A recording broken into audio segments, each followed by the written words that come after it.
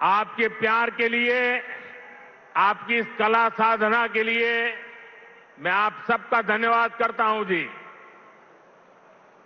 साथियों, जिंद की इस गौरवशाली भूमि से आप सभी को मेरी राम राम।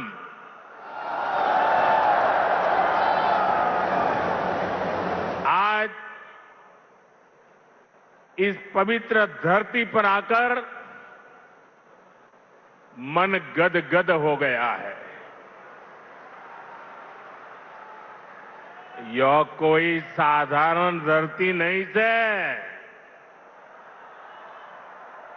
यह धरती इतिहास, वीरता, धर्म और गौरव की धरती से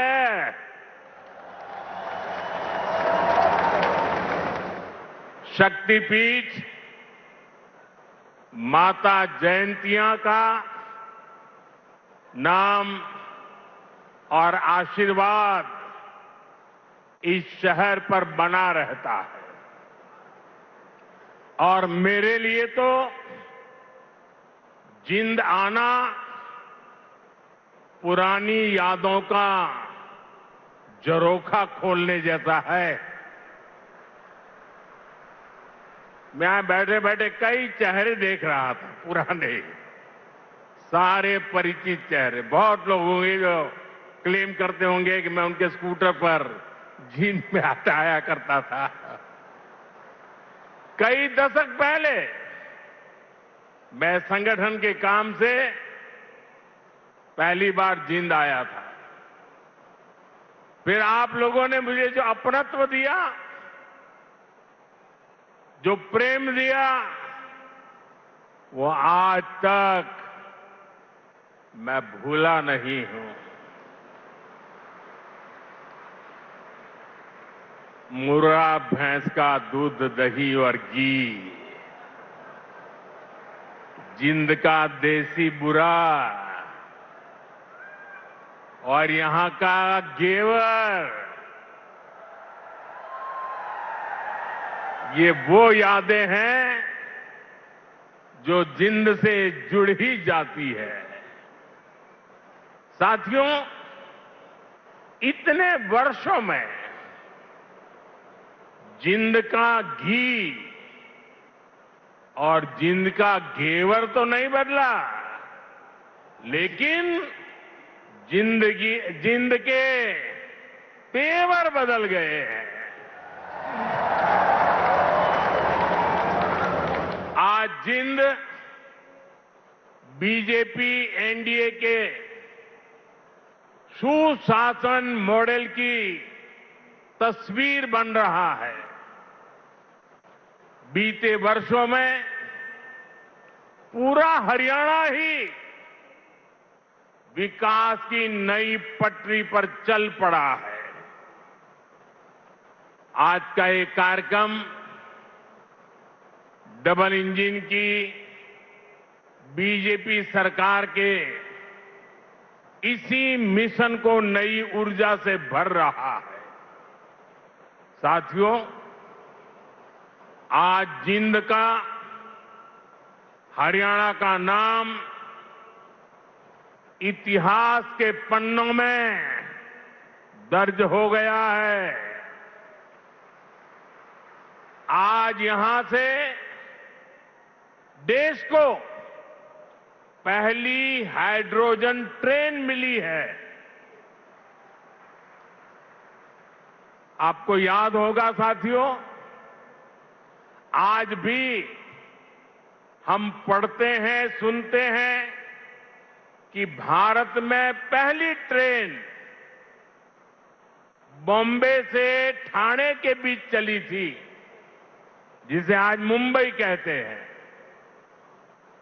वैसे ही भविष्य में जब भी हाइड्रोजन ट्रेन का जिक्र आएगा तो जिंद का, सोनीपत का, हरियाणा का नाम भी आएगा ही आएगा।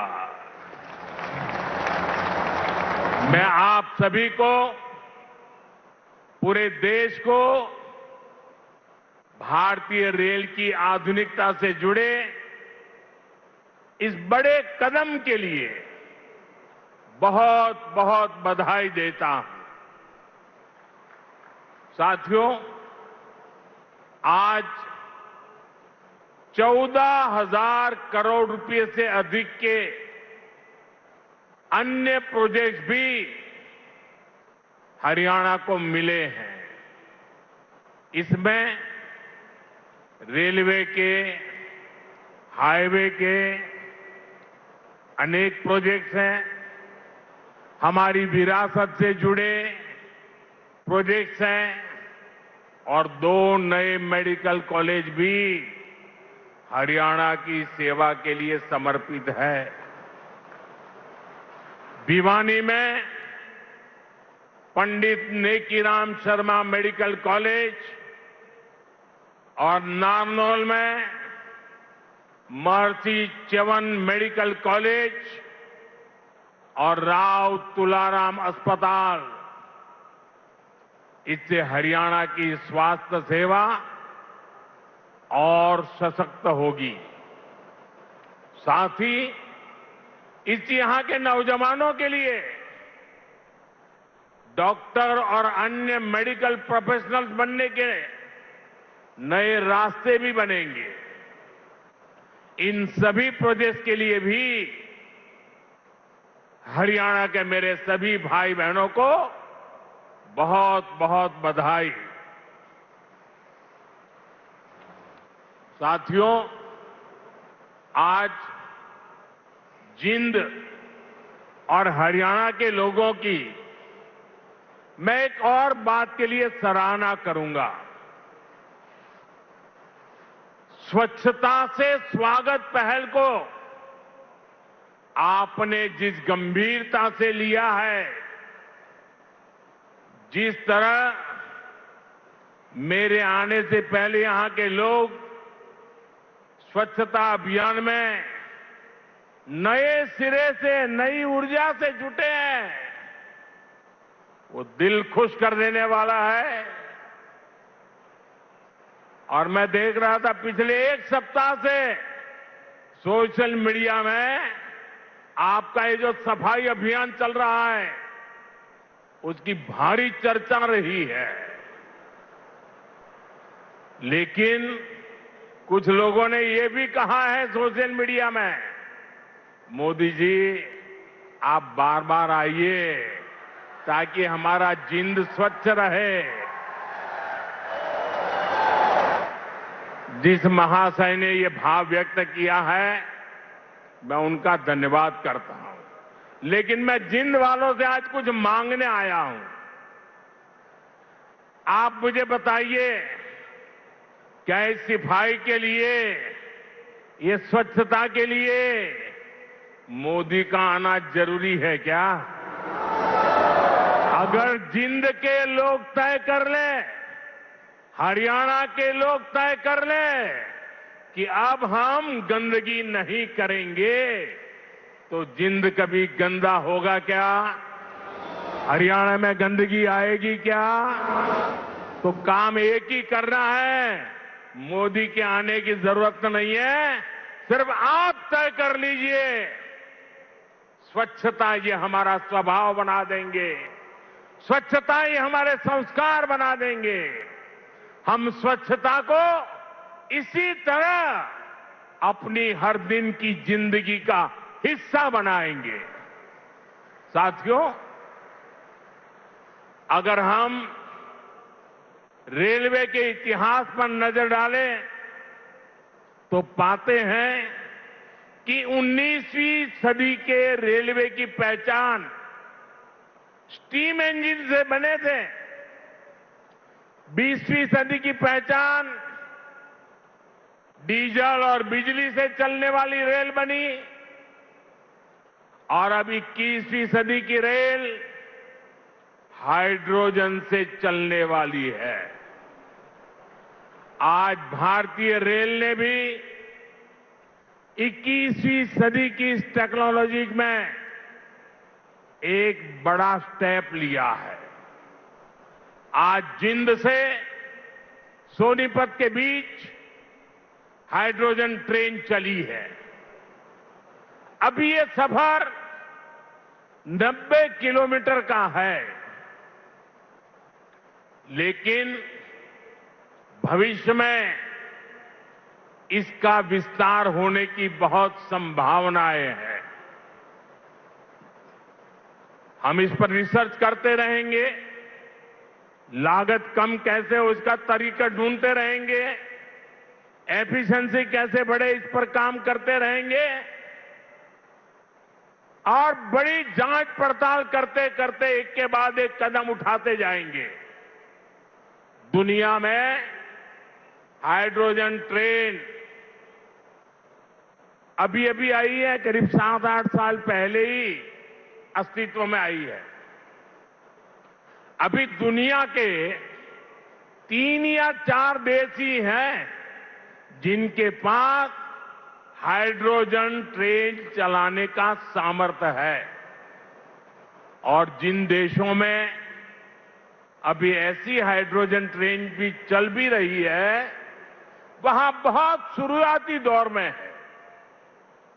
लेकिन भारत की जो ये हाइड्रोजन ट्रेन है, उसके सामर्थ्य के बारे में सुनकर आपको भी गर्व होगा, एक एक हिंदुस्तानी को गर्व होगा।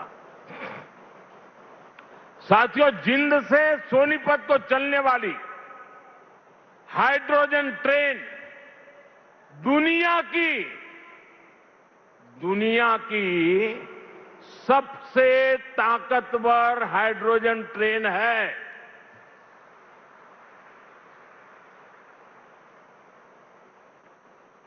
ये हाइड्रोजन ट्रेन 3200 हॉर्स पावर की है, 3200 हॉर्स पावर। और सबसे ताकतवर ही नहीं, भारत की हाइड्रोजन ट्रेन सबसे लंबी भी है। दुनिया में जहां हाइड्रोजन ट्रेन चल रही है, वो 3 या 4 कोच वाली है, और भारत ने पहली बार में सीधे 10 कोच वाली हाइड्रोजन ट्रेन चलाकर दुनिया में अपना झंडा गाड़ दिया है।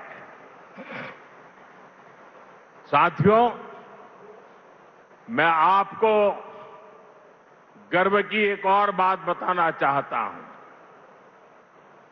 भारत की यह हाइड्रोजन ट्रेन धुआं रहित तो है ही, ये मेक इन इंडिया का भी एक बहुत सफल उदाहरण है। इस हाइड्रोजन ट्रेन को भारत के ही इंजीनियर्स ने डिजाइन किया है, भारत की ही कंपनी ने इसको बनाया है। साथियों, यह हाइड्रोजन ट्रेन बाकी ट्रेनों से बिल्कुल अलग है। इसके लिए पूरा सिस्टम अलग चाहिए, पूरा इंफ्रास्ट्रक्चर अलग चाहिए। यहां जिंद में भी इसके लिए तमाम सारी व्यवस्थाएं बनाई गई है, और साथियों, आने वाले समय में यहां हाइड्रोजन ट्रेन से जुड़ा और भी इंफ्रास्ट्रक्चर बनेगा।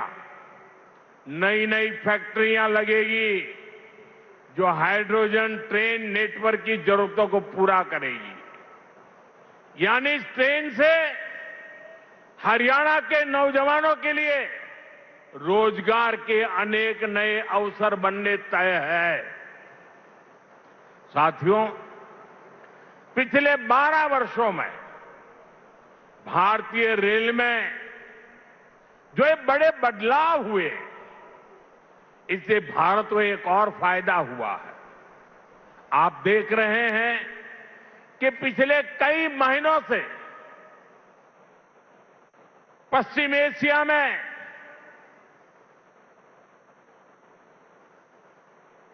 हॉर्मुज के पूरे क्षेत्र में, ईरान और गल्फ में युद्ध चल रहा है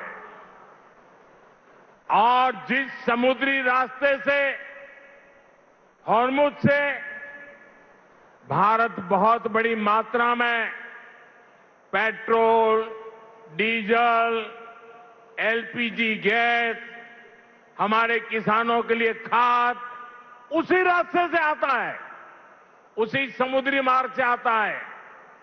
लेकिन पिछले 3-4 महीनों से ये रास्ता निरंतर युद्ध का मैदान बन चुका है, संकटों से घिरा हुआ है। साथियों, अगर 2014 से पहले अगर ये स्थिति आती तो आज हिंदुस्तान का रेलवे का काम पूरा का पूरा ठप पड़ा गया होता, क्योंकि उस समय 2014 में देश का बहुत बड़ा हिस्सा था, ऐसा था जहां हमारी ट्रेनें सिर्फ और सिर्फ डीजल से चलती थी। अब आप सोचिए, अगर डीजल आना बंद हो गया होता और डीजल से चलने वाली ट्रेनें कैसे चलती, देश कितने बड़े संकट में आ जाता। लेकिन साथियों, 2014 की स्थिति नहीं है ये मोदी है।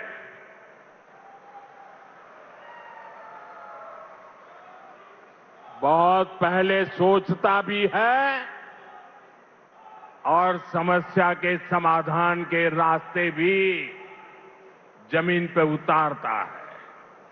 आप सोचिए, भारतीय रेल के बिजलीकरण की शुरुआत, ये सुनकर के भी ये चौंक जाएंगे आप लोग। बिजलीकरण की शुरुआत 1925 में हुई थी, यानी करीब 100 साल पहले। 1925 से लेकर 2014 तक, यानी करीब 90 साल में पूरे देश का जो रेल नेटवर्क था उसका सिर्फ 30%, 30%, 1/3 से भी कम रेल नेटवर्क का बिजलीकरण हो पाया था। 70% क्षेत्र डीजल से चलता था और जिस गति से 90 साल में 30% काम हुआ तो 100% होते होते 300 साल लग जाते, 200 और लगते। भारतीय बिजलीकरण रेलवे का शायद नहीं हो पाता, डीजल से ही रेल चलती। लेकिन बीते 12 वर्षों में भारत के करीब 99% रेल नेटवर्क का बिजलीकरण हो चुका है। हरियाणा में रेल नेटवर्क का 100% बिजलीकरण हो गया है। इस वजह से लड़ाई होने के बावजूद भी, तेल का संकट पैदा होने के बावजूद भी भारत की रेल रुकी नहीं है, भारत की विकास की गाड़ी अटकी नहीं है, ट्रेनें निरंतर चलती रही। साथियों, रेल हो, रोड हो, कनेक्टिविटी का ऐसा काम सुविधा भी देता है और विकास की गति भी कई गुना बढ़ा देता है। आज जिंद जो इतने सारे हाईवे से जुड़ रहा है, अभी इस मंच से भी 3 बड़े प्रोजेक्ट शुरू हुए हैं। दिल्ली, अमृतसर, कटरा एक्सप्रेस वे के हरियाणा वाले हिस्से का लोकार्पण हुआ है। जींद, गोहाना नेशनल हाईवे भी राष्ट्र को समर्पित किया गया है। इसके अलावा अंबाला, काला आम 4 लेन से भी हरियाणा और हिमाचल दोनों राज्यों के लोगों को बहुत सुविधा होगी। साथियों, अब जींद देश का ऐसा जिला बन गया है जो 5 नेशनल हाईवे से कनेक्टेड है। ऐसी कनेक्टिविटी से यहां के किसानों और पशुपालकों की उपज को बड़ी मंडियों तक पहुंचाना आसान और सस्ता होगा। इससे उद्योगों को बल मिलेगा, पर्यटन को पंख लगेंगे और इससे बड़ी संख्या में नए रोजगार भी बनेंगे। साथियों, आप सभी जानते हैं, अभी मैं कुछ दिन पहले ही इंडोनेशिया, ऑस्ट्रेलिया और न्यूजीलैंड की यात्रा से लौटा हूं। वहां भारत ने अनेक तरह के समझौते किए जिनकी बहुत चर्चा हुई है, लेकिन एक विषय ऐसा है जिस पर उतनी बात नहीं हुई। ये विषय मेरे देश के और विशेषकर हरियाणा के युवाओं से जुड़ा हुआ है और वह विषय है खेलकूद, स्पोर्ट्स। साथियों, ऑस्ट्रेलिया और न्यूजीलैंड में वहां की सरकारों से स्पोर्ट्स को लेकर मेरी व्यापक चर्चा हुई है। इन दोनों देशों के साथ मिलकर आने वाले समय में हम स्पोर्ट्स इंडस्ट्री, खिलाड़ियों की ट्रेनिंग, ऐसे अनेक मामलों में बहुत सारा काम साथ मिलकर करने वाले हैं। इससे हरियाणा के युवाओं को भी बहुत लाभ होगा। साथियों, आज भारत में स्पोर्ट्स को फिटनेस और रोजगार का बड़ा माध्यम बनाया जा रहा है। हमारी सरकार ने नई नेशनल स्पोर्ट्स पॉलिसी, खेलो भारत नीति भी बनाई है। खेलो इंडिया अभियान से लेकर टॉप स्कीम तक आज खिलाड़ियों को अभूतपूर्व सुविधाएं मिल रही हैं। उन्हें हजारों रुपयों की आर्थिक मदद दी जा रही है। यहां हरियाणा में भी भाजपा सरकार खेल और खिलाड़ियों को बहुत प्रोत्साहन दे रही है। साथियों, आज ये कार्यक्रम भले हाइड्रोजन ट्रेन का है, दूसरी विकास परियोजनाओं का है, लेकिन मैं आज यहां के नौजवानों से एक और बात भी कहने आया हूं।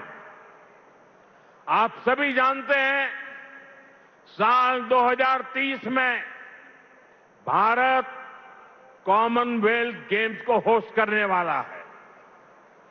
2036 में ओलंपिक गेम्स भारत में हो, इसके लिए भी हम पूरी तैयारी कर रहे हैं।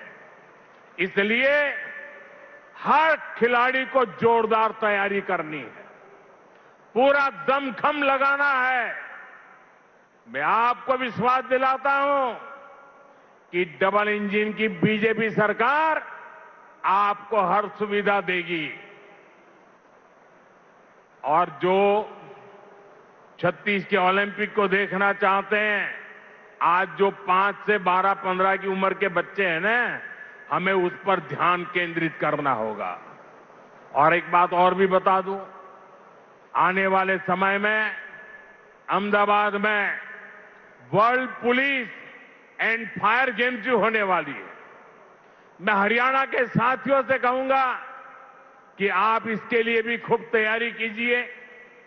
मुझे पक्का विश्वास है, हरियाणा के बेटे बेटियां हमेशा की तरह इनमें भी अपना परचम लहराएंगे। साथियों, हरियाणा की डबल इंजन सरकार सबका साथ सबका विकास के मंत्र पर चल रही है। नायब सिंह जी के नेतृत्व में हरियाणा सरकार यहां के नौजवान हो, किसान हो, बहनें बेटियां हो, सबके लिए बेहतरीन काम कर रही है। बिना खर्ची पर्ची के नौकरी देने का जो रास्ता हरियाणा सरकार ने दिखाया है वो इतना आसान नहीं था, लेकिन ये भाजपा सरकार ने करके दिखाया है। साथियों, यहां के किसानों का हित भी हमारी प्राथमिकता में है। जिंद की मंडी तो हरियाणा की सबसे बड़ी मंडियों में से एक है।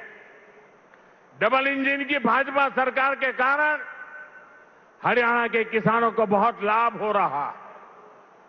पीएम किसान सम्मान निधि से हरियाणा के किसानों को करीब 8,000 करोड़ रुपए मिल चुके हैं।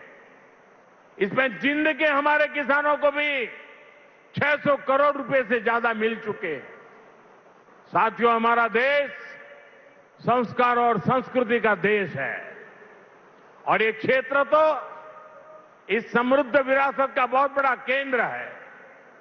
ये जिंद की धरती है जहां महाराजा रणजीत सिंह का गौरव भी है और पांडवों की आस्था भी है। पांडु पिंडारा और रामराय जैसे पवित्र तीर्थ आज भी लाखों श्रद्धालुओं को आस्था के केंद्र है। साथियों, आस्था और अध्यात्म की यही विरासत है जिसे आज का भारत सहजता भी है और अब अगली पीढ़ी तक पूरे मान के साथ पहुंचाता भी है।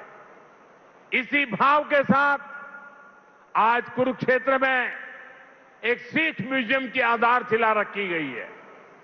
हरियाणा का ये नया संग्रहालय भारत की महान गुरु परंपरा को अगली पीढ़ियों तक पहुंचाएगा। साथियों, हरियाणा अब तेज विकास के पथ पर दौड़ रहा है। खेती हो या फिर उद्योग, ये दो ऐसे पहिए हैं जो हरियाणा को सशक्त कर रहे हैं। आज जिन प्रोजेक्ट्स का शिलान्यास और लोकार्पण हुआ है उनसे हरियाणा के विकास को और गति मिलेगी और हरियाणा का ये तेज विकास विकसित भारत के सफर को और ऊर्जावान करेगा।